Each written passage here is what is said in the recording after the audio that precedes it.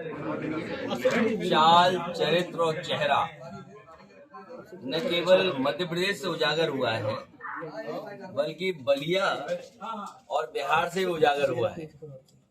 जो लोग social media पर हैं वो मुझसे बेहतर समझते होंगे। हाई कोर्ट के बाद एफआईआर दर्ज होना, और ये इसलिए करना पड़ रहा हाई कोर्ट को क्योंकि अगर इन मंत्री जी के खिलाफ, एक बहुत देश के प्रतिष्ठित अभिनेत्री के खिलाफ जब उन्होंने सबसे पहले उनके कार्यक्रम को रोका था, उस समय बीजेपी की सरकार ने उनके खिलाफ कार्रवाई की होती तो आज देश की कर्नल उनके साथ इस तरह का व्यवहार करने का उन्हें मौका ही नहीं मिलता।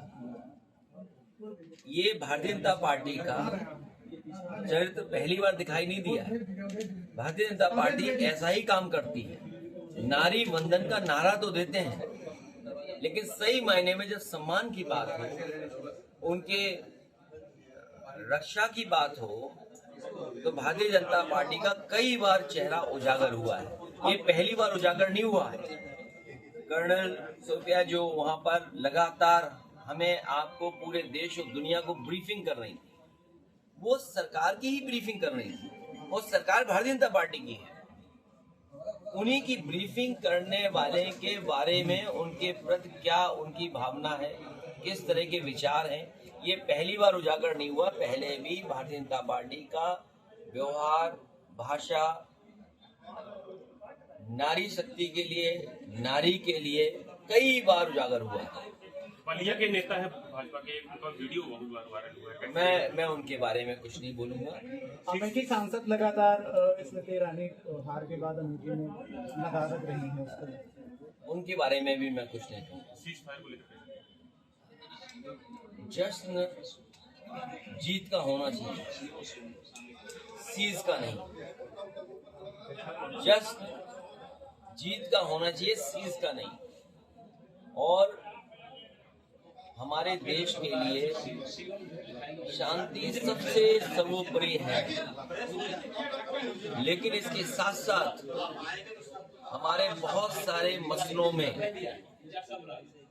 दूसरे देश इंटरफेयर न करें, वही हमारे संविधान और हमारे लोकतंत्र की सबसे बड़ी पहचान रही है।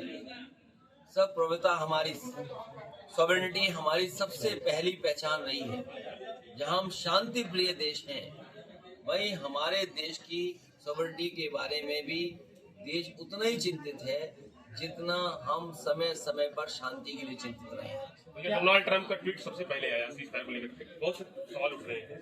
जश्न मना रहे हैं, इसीलिए मैंने कहा कि जीत का जश्न मनाया जाता है, सीज का नहीं।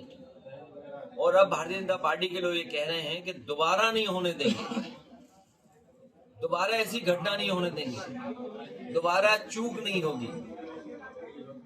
ये चूक की कोई गुंजाइश नहीं होनी चाहिए। हमारी सुरक्षा, हमारे इंतजाम इतने बेहतर हों कि दोबारा ऐसी चूक कभी न हो। अपेंद्र राणा को लेकर गिरफ्तारी पाई हुई आगरा में, सेना की जो हमें उत्तर प्रदेश की पुलिस पर भरोसा है। पुलिस के हाथ बहुत लंबे होते हैं, वो कोई भी अपराधी भागेगा उसे